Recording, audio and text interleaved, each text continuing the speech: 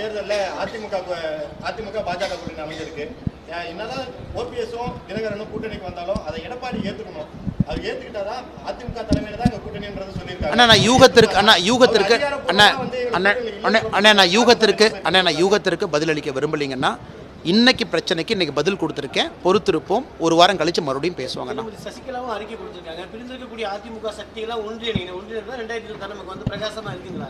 ஆமா, சசிகலா அம்மா அவர்கள் ஒரு முக்கியமான தலைவர் தமிழக அரசியல்ல. அவருக்குன்னு ஒரு பெரிய தாக்கம் இருக்கு, அவங்க பேசியிருக்கிறாங்க. அதனால் இப்போதைக்கு அதை பற்றி நான் கருத்து சொல்வது சரியா இருக்காதுங்கன்னா பொறுத்திருங்கள், காலம் வரும் வரை காத்திருங்கள்.